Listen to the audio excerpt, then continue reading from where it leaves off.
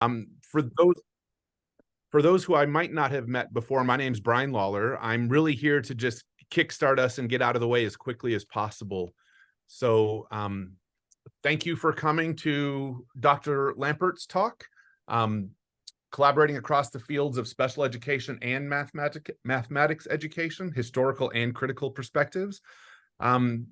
Welcome to our MTEP monthly what we call NIC-Casts, our special version of webinars. Many of you have been here before, but I want to just briefly remind you that it sometimes works best if you, well, please do keep yourself muted. You can unmute if you're going to speak or raise an idea to the group. Usually we're small enough that that works just fine.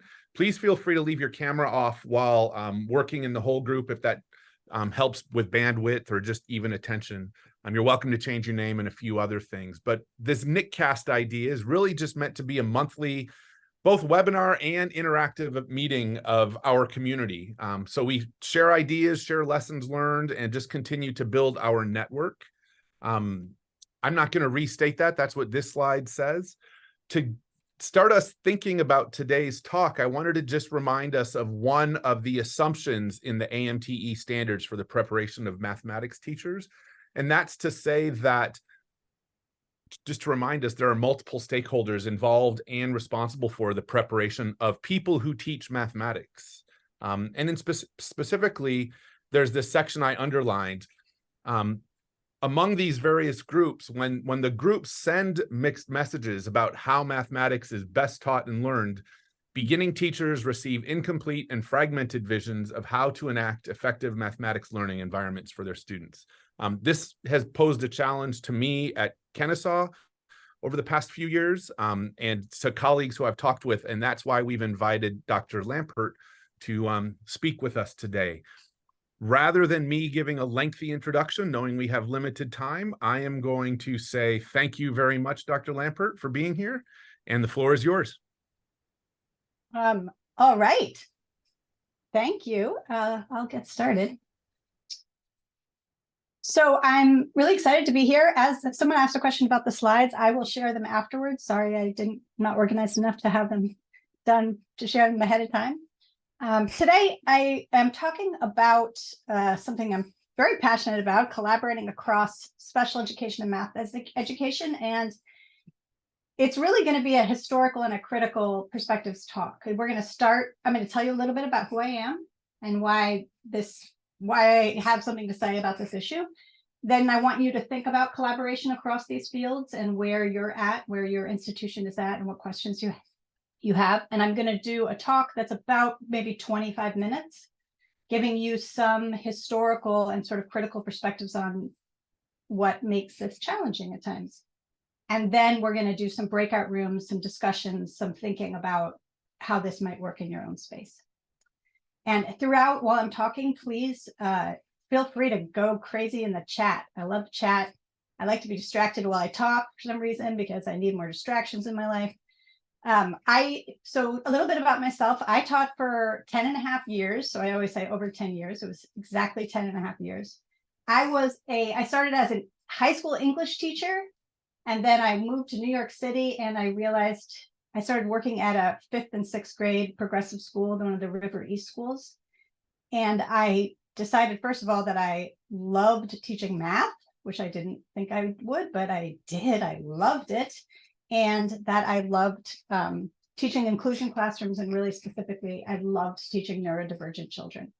And that comes from a family history of neurodivergence that I have been lucky enough to experience. But it's really important to me, and I felt like there was a giant problem in the literature and the research literature around math and disability. It's something that I then decided to go back to school to learn more about. So I have a master's in learning disabilities from Teachers College. That's from 2002. So I have a special ed master's and a special ed degree. And my PhD is in urban education from the CUNY Grad Center, but a focus on mathematics. So I have both of those sort of academic preparation. And I also am currently both a professor of special education and a professor of math education, which is rare that I'm in both of those areas, not just one of them. And I've worked in a lot of different programs. I'm not really a scholar of pre-service education. I am a practitioner of pre-service education. I've worked I attended 2 programs. I've been an adjunct to 2 programs, and I have been like a faculty at 2 different programs, Chapman University and now at UC Santa Barbara.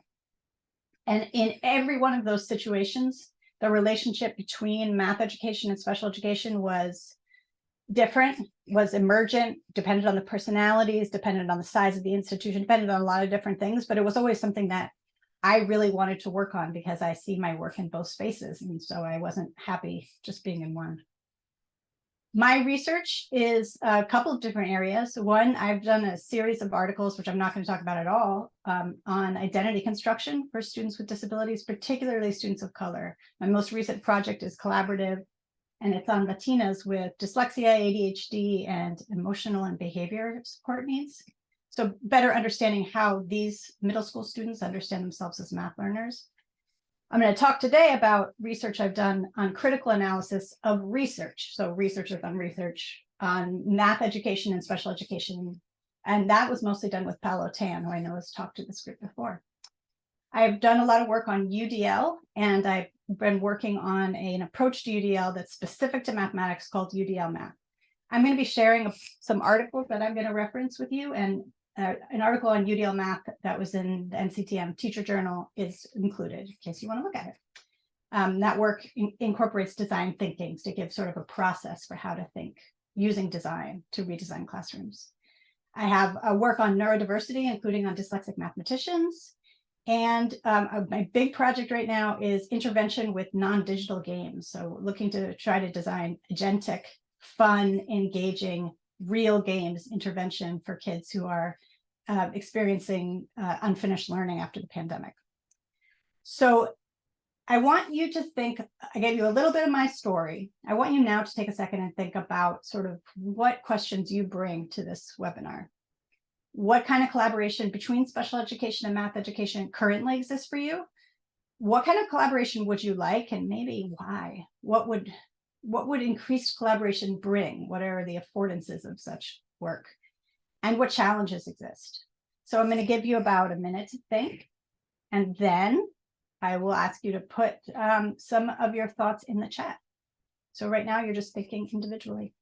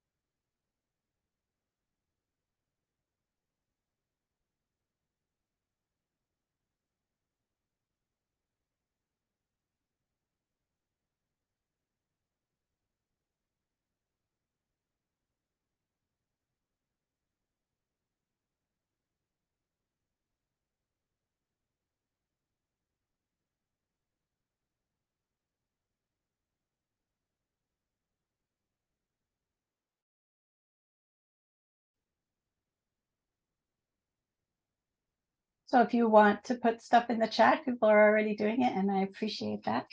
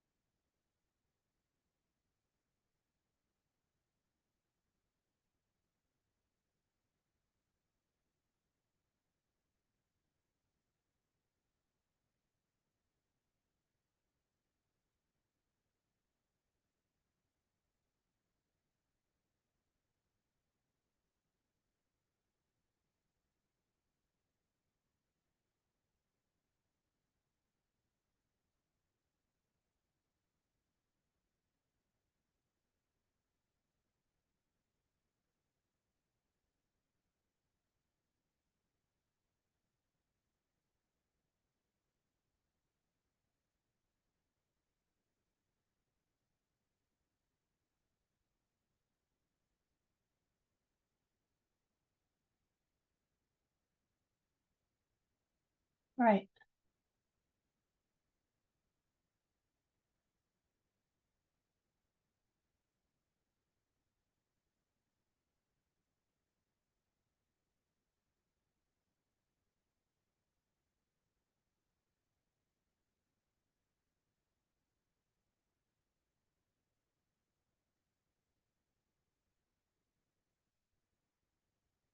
Right.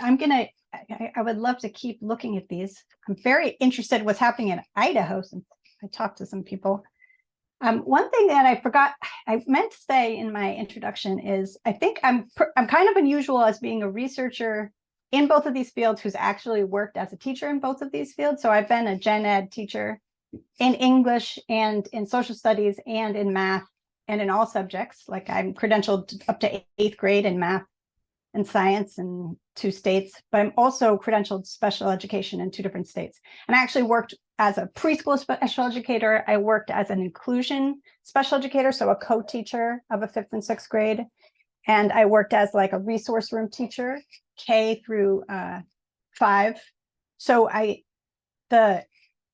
having not just being interested in this area, but having worked in that field, in both spaces, that gives me, I think, an interesting perspective on how the value. I'm seeing some comments here about how math tends to undervalue special educators, and I certainly have felt that in my work.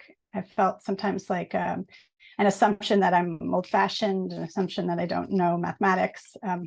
So I think that's important to bring out as well.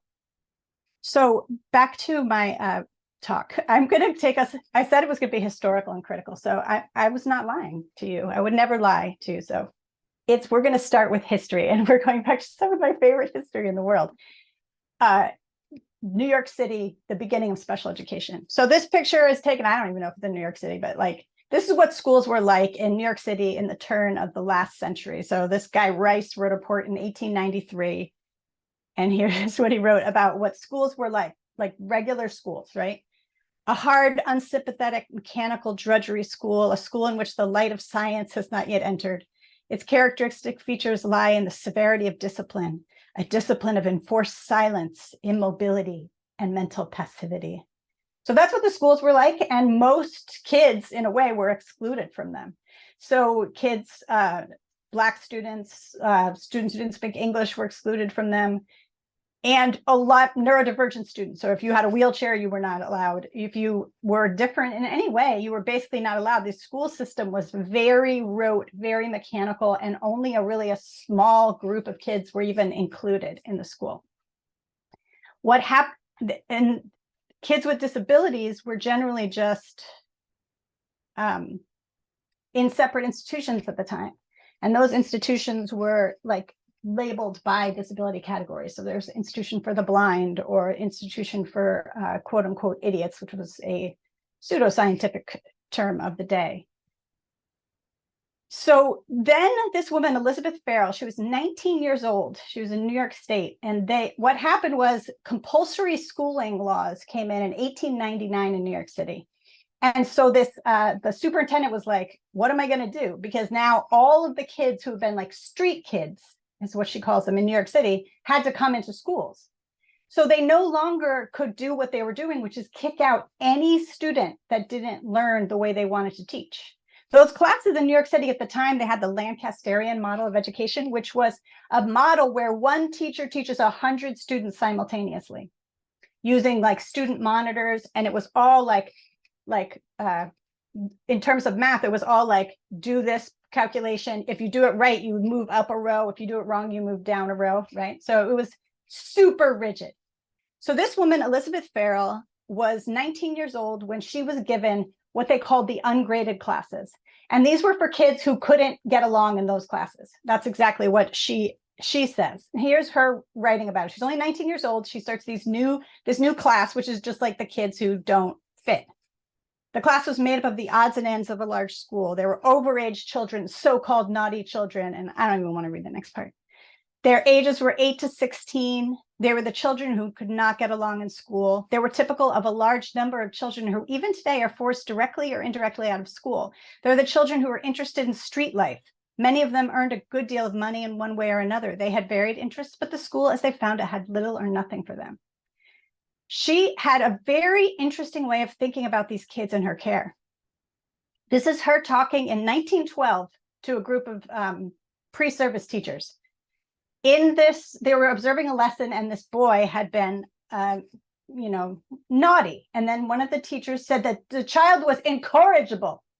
And then this was her response: I have never seen an incorrigible boy. There are stupid teachers who dub these children incorrigible, but I believe if we were teachers in truth as well as word of mouth, we would not find so many incorrigible. I hope you 20 women will go out and believe one thing, that young life at bottom is good, and bad boys are made by teachers who are bad and seldom in any other way. I know this is teacher bashing, but I'm sorry, from 1912, this is some radical stuff, because what's circulating in the atmosphere that Elizabeth Farrell is working in is this idea that kids are fixed. Kids are either, they're possibly normal or they're not. If they're abnormal, defective is the term, they are on that path forever. There's no changing, there's no transformation possible, right? And that's not the way that she thought. She didn't believe in labels. So she started a class in 1899. Within 2 years, she was the director of programs. She's 21 years old in New York City of this entire new special ed program at multiple schools. She ends up creating one of the first pre-service special education programs in the country at Teachers College. And she became the founding member of the the Exceptional Children, which is the CEC, which is the biggest special ed organization. She also was a radical in the way she taught. So the last thing I'm going to tell you about her, because you see I'm kind of obsessed. You see how her classroom is so different than this other classrooms of the time? Because she had them doing things. She had them, for math, for example, build houses, and then they were doing area and computational stuff through that. There's a picture of her where she has them like drawing out giant rectangles on the floor and then counting it to learn about area and multiplication. Everything she did with them. In this picture, they're caning chairs. They're like doing things. She's not doing it to teach them about work very specifically. She's doing it because she believes that what these children need is interesting work, something that is engaging. And she believed in engagement, and she believed that they were naturally curious creatures. One of the reasons I begin with this sort of history of special education is because this is not the way people think about special education now. But she's probably the most important person in the history of special education in the United States, in that she founded the biggest organization, she created pre-service education, and she was like an amazing radical educator. However, over the course of even the time that she was working, she ended up changing the way that she taught a lot. And by the 20s and 30s, she had gotten caught up in the I'm almost going to mispronounce this. So weird when you're going to mispronounce something. Eugenicist movement. Did I say that right? Okay, the eugenicist movement. She wasn't a main player in it, but she had a couple comments that were very suspicious that I found. I did historical research on her, like in my doc program many years ago now. So she became more interested in labeling children. She changed her initial teacher education for special education was all about this kind of progressive pedagogy. And it became all about labeling children, figuring out what category they're in, and then figuring out where to go. When she first started, she was against these separate classes. She believed that ideally that kids were going to be put together. But she eventually said, no, special education should be separate. Our kids are different and they have different needs, and we have to have separate education. So in many ways, her legacy, or what she represents to us, is why we have here, I'm showing you this real difference.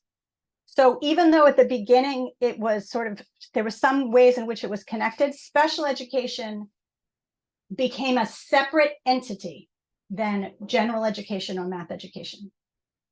The change in perspective, Gary Martin has a question, was because of the eugenicist movement.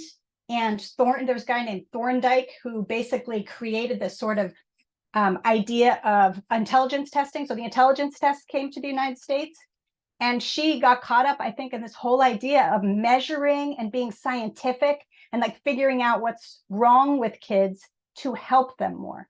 Not I don't think she was evil. I think she just felt that this was a new science and it was going to be helpful. So this separation became part of the way special education in her work later separated itself from general education really specifically and intentionally. So that we created not just the kids are in general education, but the teachers are trained separately. The administrative structures are different. And then there's different research. In our case, what we care about is mathematics education research, which is quite separate from special education teachers, teacher training, special education. So this separation fundamentally is based on an idea that different sciences are needed to understand different kinds of children. But it's a circular argument where this idea that these kids are so different, they need different science is replicated because then the science is different. So then we understand the kids differently. So let's talk a little bit about the history of these two fields. So math education begins with experimental psychology. It has its roots in behaviorism, as many fields did in the 50s. But in the 60s, I think that's when math education, as I think of it, began with Piaget, with constructivism. There was a foray into information processing, which was basically, it is the brain a computer. Ideas like working memory, those things were very popular at the time and still exist to some degree. And after constructivism, we moved into the sociocultural turn. So we're thinking about classrooms, we're thinking about discourse, we're thinking about identity, we're thinking about more than just that individual student, and then sociopolitical and critical. So how does power connect? So this is a rough overview. But I do this to then let's think about how special education sort of maps onto this.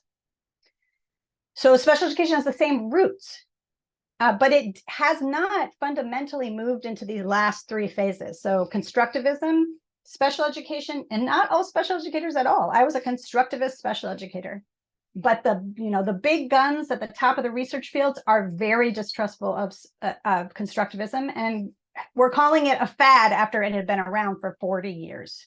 Like in articles, they're still calling it a fad. That's just not true. It's not a fad anymore at a certain point, right? I'm putting these light lines because now there are a few people who try to connect it in their research, special education and constructivism or sociocultural and sociopolitical, but it's not where the bulk of the field is still. And there is a subgroup of special education, which is my group, Disability Studies in Education, which is a more critical perspective on education, on special education and disability, and takes up the work of disabled activists and disability justice, discrit, all these different critical approaches to understand how disability works in education. So that's my sort of subfield of special education. So this helps us frame some of these things that we're talking about here, where there's this mismatch, right? Let's talk a little bit more about that. So one of the issues that people have with special education and math education is some words are used really differently. Explicit is used differently in the two fields. Struggle is used differently. The word modeling is used differently, and modeling and explicit instruction is showing exactly how to do a procedure, versus mathematical modeling is obviously a completely different process. Even the word strategy is used differently. One thing I was thinking about talking about is productive struggle. So I think everyone here is familiar with that, the idea that we learn through struggling. That's actually how we create knowledge about something new, by thinking it through, challenging the assumptions we have in our brain. And it's not as popular anymore, but in special education, there is something called errorless learning. And I'm just writing it down in the chat for you. So errorless learning is a way to, say, memorize math facts. And it comes from an idea that is still prevalent in special education, that to even be exposed to a wrong answer is detrimental to student learning. So in errorless learning, you would be shown multiplication table, like multiplication flashcards with the answers, and you're shown them, and then you're asked to respond using the answers shown to you, so you can't get it wrong. And only when you've memorized it is that taken away. But the real goal for the interventionists in that way is to make sure that you don't make any mistakes ever, that no mistakes are made. So it's highly scaffolded, right? So right there, productive struggle versus errorless learning. even more than explicit and inquiry instruction right there, I really see a difference in how learning is conceptualized, right? Which is why the root of some of these problems, not that everyone in either field believes in those two things, but that is a ideological and pedagogical root of some of the ways that people are trained differently. So I want to talk a little bit about some of the research that Paolo and I have done, and also with a colleague, Alexis Padilla, our newest article. And if you get into this, like the differences, and you really want to go historical, I put an article in this group of articles for you by John Woodward, a special educator, who really like breaks down the history of explicit instruction and the like project follow through. It's fascinating. I learned a ton from this article, and I made sure that you guys had access to it. So in one of our studies, Paolo and I looked at 2,400 articles. We looked at 5 years of research, and we collected as many articles that were about math teaching and learning as we could. 5 years, 2,400 basically articles, right?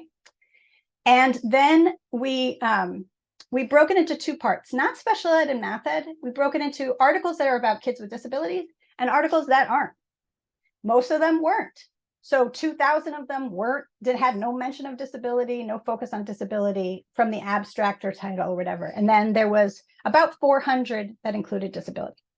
So here we have the percentages Paolo and I coded them, and they could be coded in more than one category using keywords in one of these areas. So medical, and I'll talk to you what these mean. This is the 2,000 that did not include disability.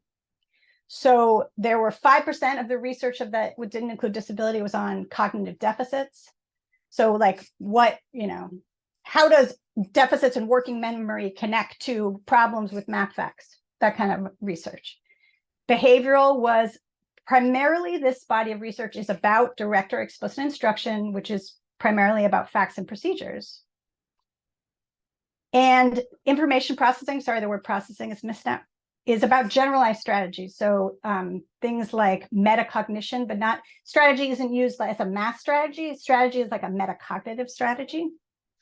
Constructivist, deep analysis of student thinking typically, and sociocultural is about classroom practices and discourse, could also be about identity. Some identity work was also in this last category of thinking about social positioning and power.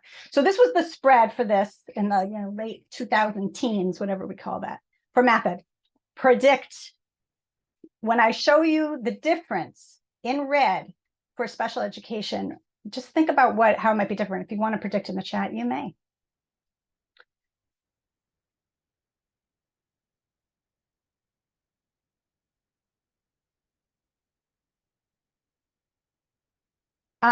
Tad, to answer Tad's question, some special education people definitely think explicit instruction works with all students. And we can unpack that in the end when we have questions, because I mean, I'm actually preparing some talks on this and a chapter in a book that I'm reading to sort of unpack why people are thinking about it differently. So we could definitely talk about that more. All right, good predictions. You guys are good. Here it is. So the red is one that does include disability. So cognitive deficits, there's just a lot more research on what is wrong with kids with disabilities. Their research is far more likely to be behavioral, about direct instruction. Information processing is it's a bigger deal in special education research around disability. And there's much, much less research that is actually analysis of student thinking. This is one of the things that I find so fascinating, which is one of the things like I can say about students with disabilities is that they are often more complex. They're more complex to assess. Maybe they have different ways of communicating. Maybe they're nonverbal. So you're going to assess them. You can't use the assessment tools you're using with somebody else. You got to have a one-on-one interview. You need to watch them, work with them, get to know them. They may, another thing about neurodivergent students is they often have trouble with easier things and they're better at more complicated mathematics. That's really common. So they're complex. They're not by definition, your typical learners. But we know way more about the individual mathematical thinking of non-neurodivergent students, of students who don't have dyslexia, who don't have a learning disability, don't have dyscalculia, don't have autism, than we do about those students who, in my opinion, are far more interesting and far more complex. Very, very, very little of the special education literature does any individual analysis of thinking. There is no analysis of individual thinking. So sociocultural, about classroom practices and discourse, is very little. I did a closer analysis of research that's just on multiplication, and I found only one article versus a ton in math education that actually was about learning in a classroom. Most of the research that is on special education or on kids with disabilities is one-on-one. It's single case research. There's some variants of that, but it is done one-on-one. So it's not about classrooms, and it's not about work that's done in classrooms. That's the majority of research that is currently used for evidence-based practices in mathematics. And I can answer more questions about that because it's kind of fascinating. And both have sort of a paltry amount of sociopolitical analysis. All right, so math education, we got many different kinds of research. We have both quantitative and qualitative, where the special education is just almost completely quantitative. Math education has this focus on math. I just got this in a review the other day. Where's the math? They said in my article about disability. I'm like, wow, okay. It's about math. They're like, where's the math and whether kids with disabilities are put in tracking? Yeah, it's still math, people. They came late to considering equity, math ed. I think we'd all agree.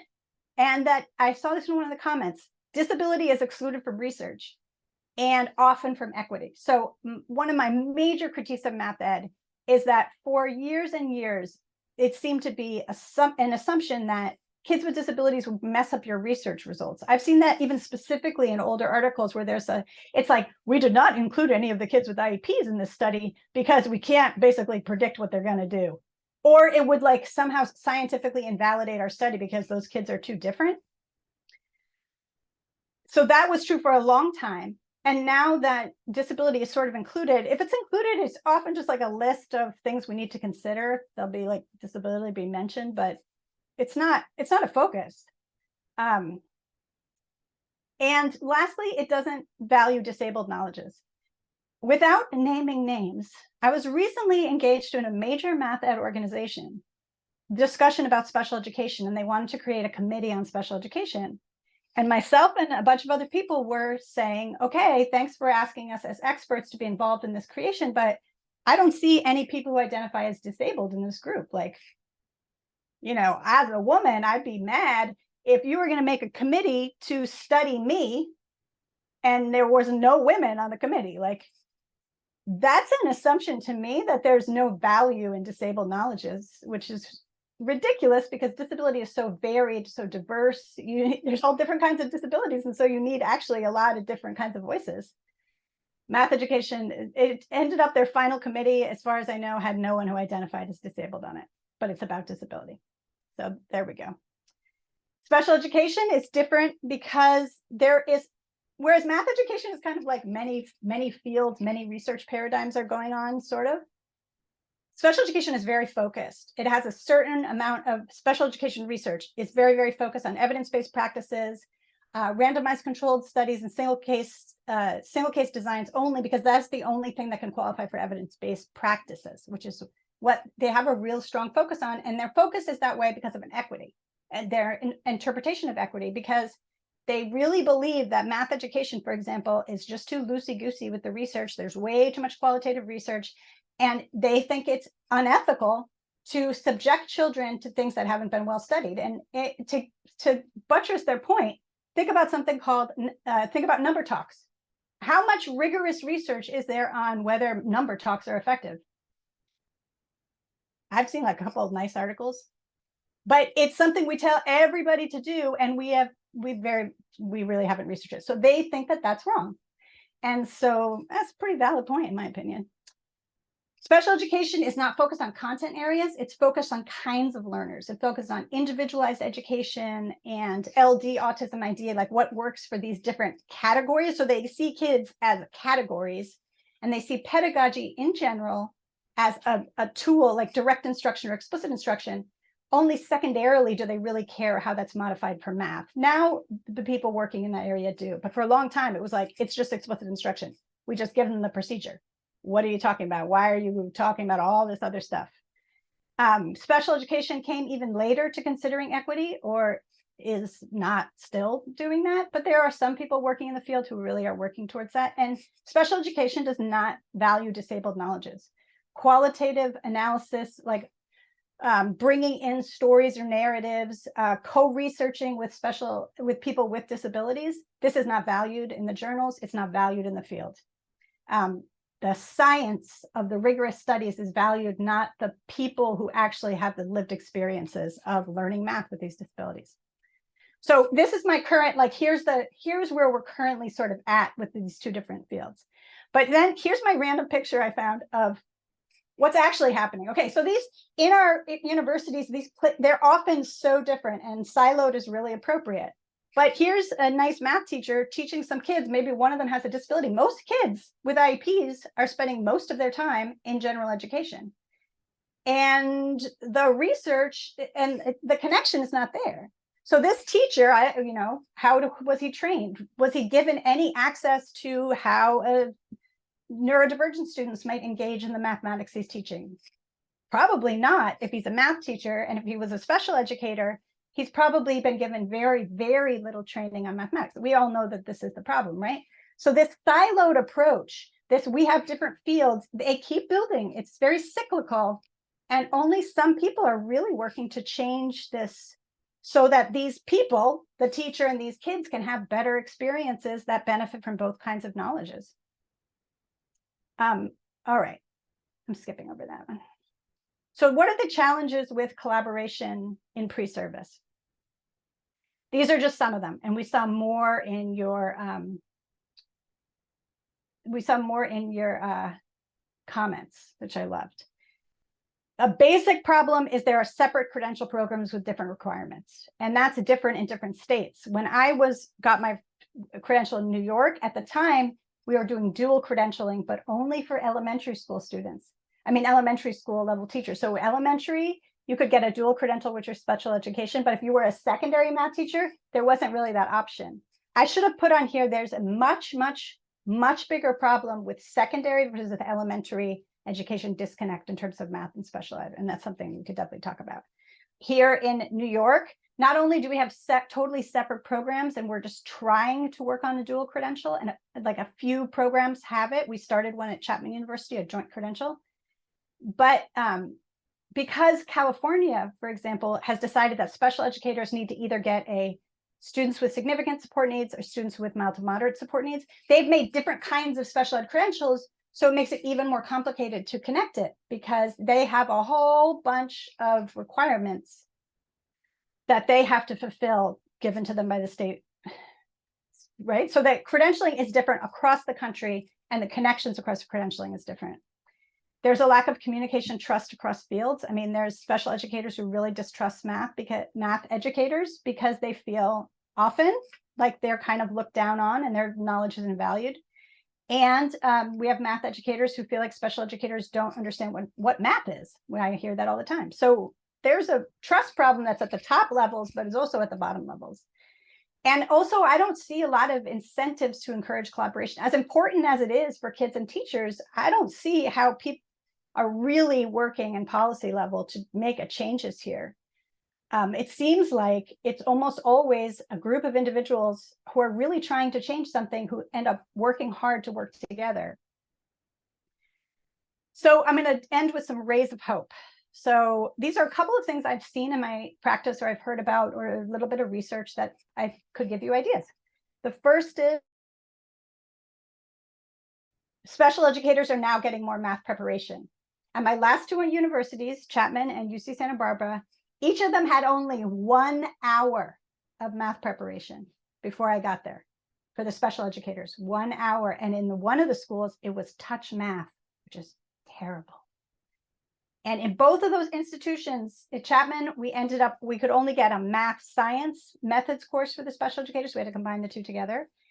At UC Santa Barbara now, where we have an amazing math teacher ed program, the special educators have 2 math courses, a math methods course with me, and they also have a math, like a number theory math investigations course that was designed by Bill Jacobs, who does RME mathematics. So now they participate in 2 math courses, which is amazing. And I'm seeing that happen everywhere. And that's it can't be underestimated because that's really, really important for kids. Secondly, some people are experimenting with classes that are either co-designed or co-taught across these two different areas. So I kind of wanted to go deep into one. This is a German study. And in this study, in this German, it was an undergraduate program. And there were both math ed majors and special education majors. They called it something different in Germany, the special ed program. They had them in one class learning about teaching mathematics. And one thing they did repeatedly, they did a pre and a post analysis of a case study, which they used for their research. And they would repeatedly, in groups that mixed the two different kinds of expertise together, they would analyze case studies of students in math. So, and they made them kind of purposefully not give all the information to really try to get discussion and conversation about, like, what do we know? What do we not know? What do we need to know?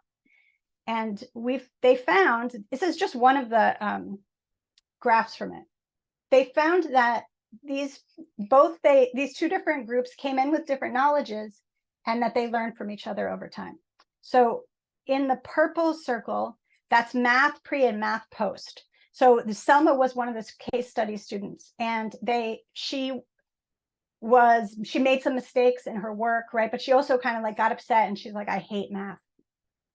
And initially, the people trained in special education focused on her behavior and her motivation, basically alone. And the math majors focused on her math mistakes. And they didn't really care about her feelings and about like her thoughts and her self. And you can see, this is just one of the multiple graphs. And this is like a preliminary study, but I find it really interesting that there was a shift, especially here for the special educators who learned a ton about how to analyze her mathematical thinking or similar mathematical thinking in a post-test.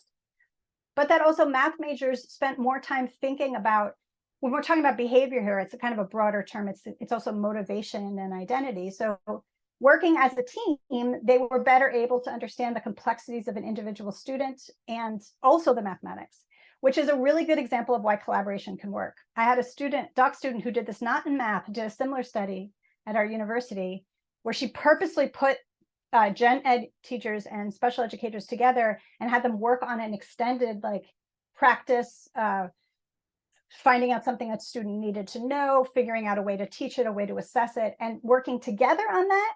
And she thinks prepares them to work together out in the field.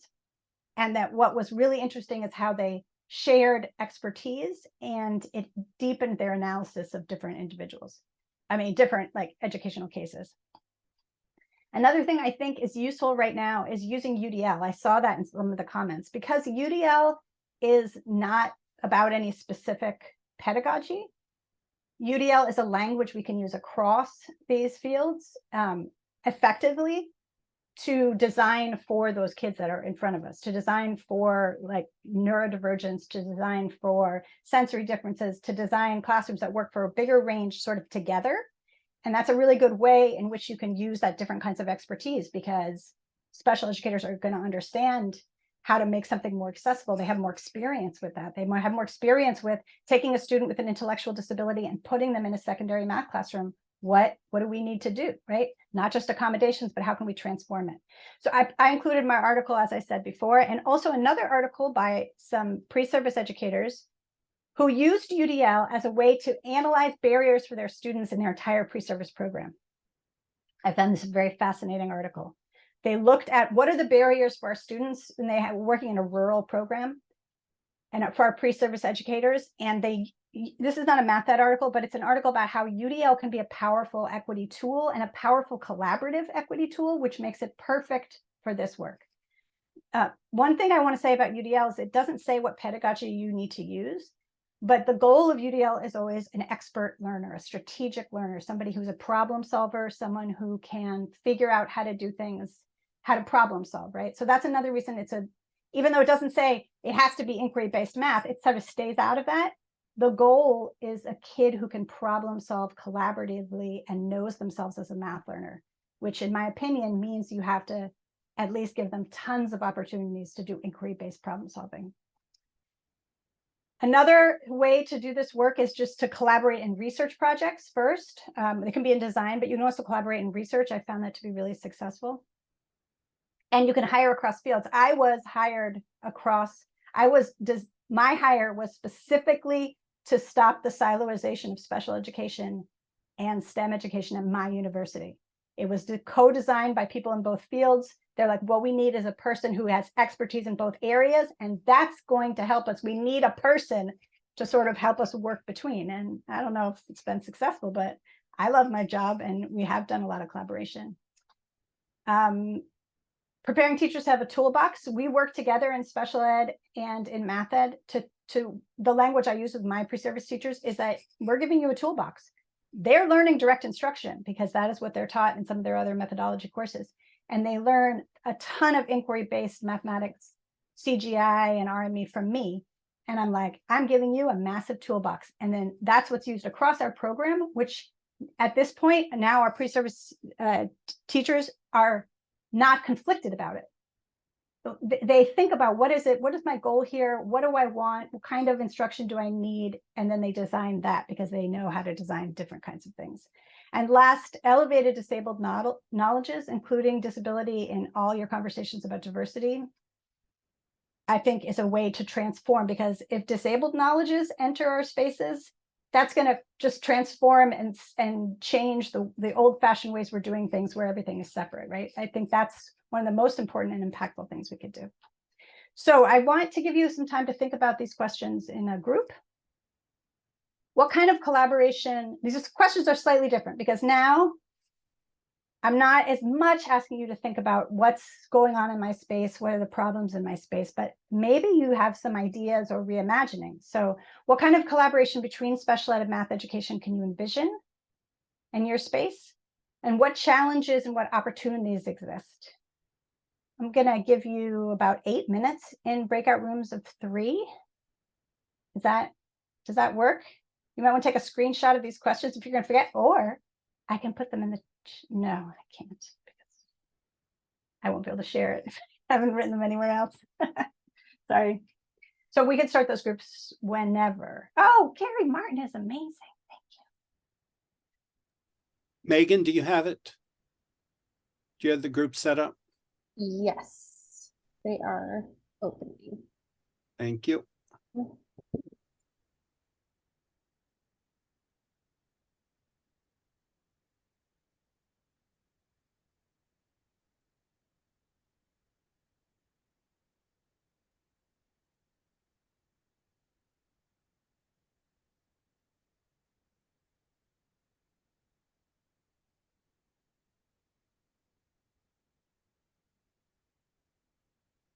Oh, I think I have to put myself in.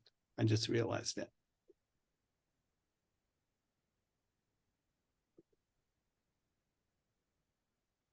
Yes, I did not include the hosts in, so you can go ahead and choose one. Okay. So if you're still in the main room, you should have a little pop-up that is suggesting that you are that'll give you a button to go into the breakout room.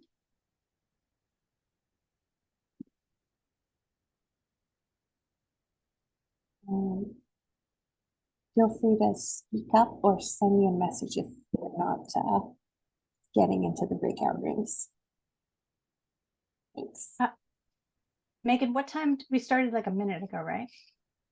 Yes, we started at 12:40 or 12:48 Central. Okay.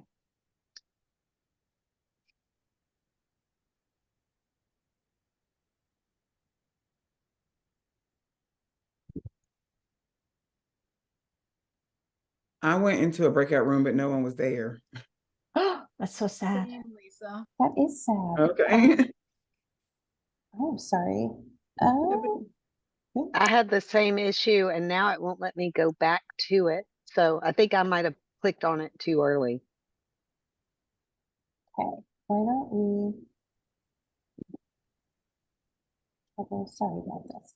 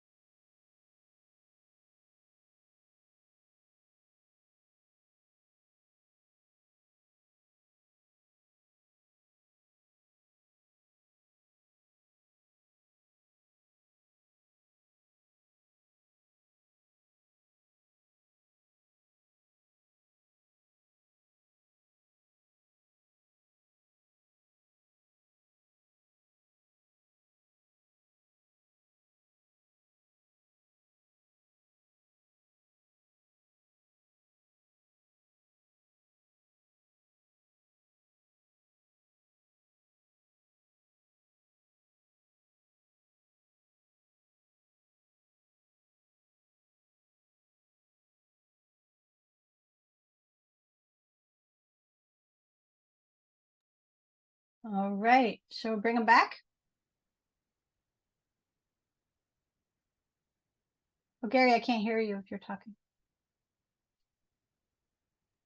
I've Sorry. got a minute left on my timer. Hey, did you end them yet? So I'll end them now. Sorry. I was That's off a okay. minute. Do you want to put your slide back up about adding something to the chat? They can see it, and because Brian put it in the questions are there. Okay, so I'll just say add your comment to the chat. Is that good? Yeah, it's great.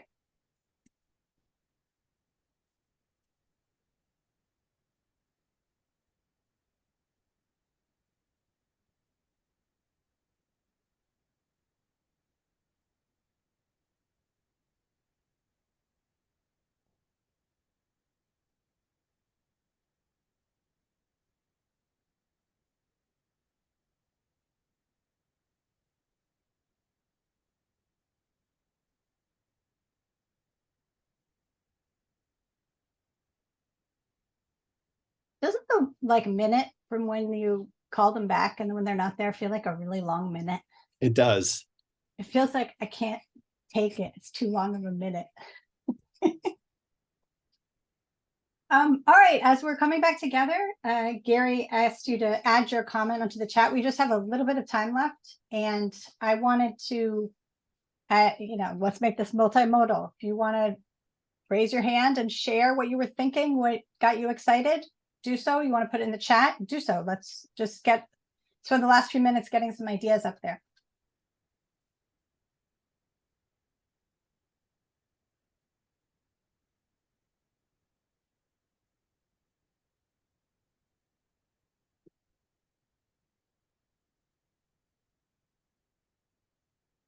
And the questions again are, what kind of collaboration between special ed and math education can you envision? What challenges and what opportunities exist? The way you're thinking right now.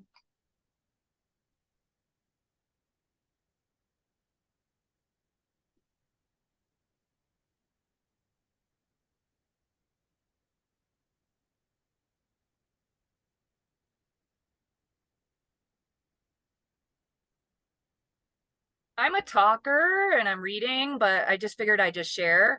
I think this idea of co-teaching would be great at the university level. And I know a couple people have talked about that. We talked about it in our small group. We have great dual certification at the elementary level, like you mentioned, Rachel, but nothing at the secondary level because we're so siloed. And so I teach a course where I do have a math methods course where I do have special ed students in my course, but I don't work enough with the special ed department to know, like, okay, what should I really be doing? How should I, so I'm using UDL because it seemed like the right way to go. But I think more co-teaching at the university would be helpful, and structures to incentivize that. I'm also a talker, and I would like to share what I just had a meeting with Brian, JC, and Mary, and I thought of having some professional development where you have the math educators and the special ed educators, where the special ed educators have to come up with a special task to share with the math educators and vice versa. And then they have to collaborate, create a final product where they can embed both approaches.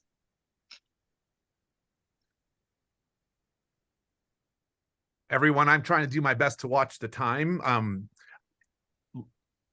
I don't know what else to say other than there's a lot. Thank you so much for all the enthusiasm that I'm feeling and I felt from my small group and chatting with Rachel. My colleagues all on the call are going to clap in front of their screens or press the clapping button to say thank you very much. I know you're going to put a link to those articles into the chat right now, and Gary Martin is going to close with 30 seconds of announcements, everyone. Okay, so if you haven't seen it, please take a look at our latest newsletter. And that one of the nice things in the newsletter is it has a list to all the upcoming events. So we just did the August. There's a good event coming up in September, and then the October NIC-Cast is coming up as well. So just keep an eye out for that. As always, we encourage you to join the Open Canvas site for announcements, resources, and community, as well as our website. And with that, I'm still at 1 o'clock, so I will say again, Rachel, thank you so much for being here. And it feels like this is part 1. It feels like we do need a part 2 on this. So thank you again so much, and thanks everyone for attending.